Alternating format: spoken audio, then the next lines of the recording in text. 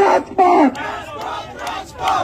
ছাড়াই খবর দেয়, কোটা বৈষম্যের খবর দেয়। কোটা সংস্কারের দাবি করেছি।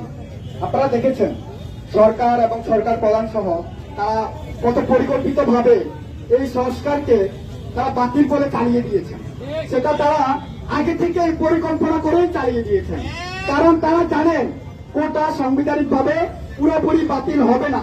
তারা তাদের মুক্তিযোদ্ধা কোটাকে, শুধুমাত্র মুক্তিযোদ্ধা কোটাকে তাদের দলীয় স্বার্থে রক্ষার জন্য এই বাতিল করে আবার আদালতের কাছে গিয়েছেন।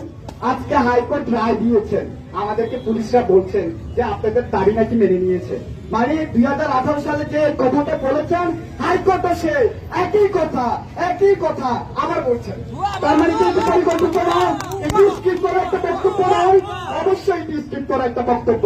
কারণ তারা আবার বলতে চান যে ছাত্রদেরকে দমিয়ে দিতে চান, যাতে বলা হয় এটা করে করে আর 2-1 বছর গেলে আবার তারা হাইকোর্টে যাবেন, আবার তারা এই কোটা পুনর্বহাল করবেন। এখানে সরকারি চাকরিতে যে একটা বৈষম্য তৈরি হয়েছে, সে বৈষম্যের বিরুদ্ধে ছাত্র সমাজ 2018 সালে দাঁড়িয়েছিল, আবার আজকে এসে তাদেরকে দাঁড়াতে হচ্ছে। এখন কথা হলো, কেন তারা আবার এখানে দাঁড়াচ্ছে, কেন আমাদেরকে আবার দাঁড়াতে হচ্ছে?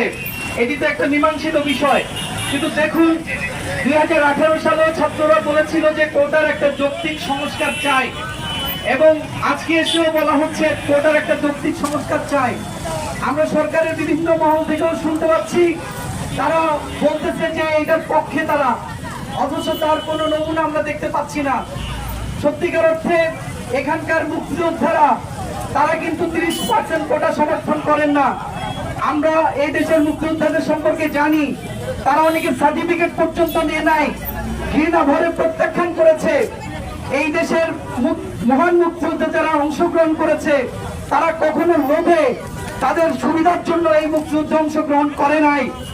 এই দেশের মুক্তিযোদ্ধাদের চেতনা কখনো সুবিধার জন্য তারা এই দেশের মুক্তিযুদ্ধে অংশগ্রহণ করে নাই। কিন্তু স্বাধীন দেশের মানুষ তাদেরকে যদি যথাযোগ্য মর্যাদা দিতে চায় সেটা অবশ্যই দেবে। সেটার জন্য যতটুকু একটা ন্যূনতম মাত্রায় কোটা থাকা দরকার সেটা আমরা মনে করি। কিন্তু আমরা মনে করি যে এখানে মূল সংকট যে কারণে তৈরি হয়েছে, সেই সংকটটা হলো 56% কোটা পদ্ধতিতে যদি নেওয়া হয় তাহলে কিন্তু এখানকার প্রকৃতপক্ষে যারা এই দিনের পর দিন ভর্তি যুদ্ধ চালিয়ে পরীক্ষা দেয় তাদের জন্য আর কিছুই থাকে না।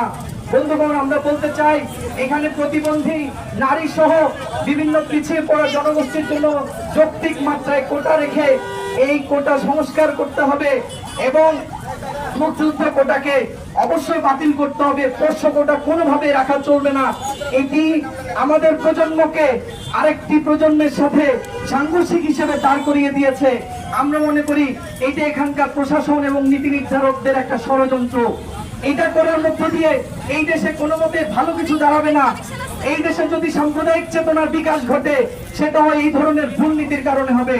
তাই আমরা কোটা ব্যবস্থার আমূল সংস্কার চাই।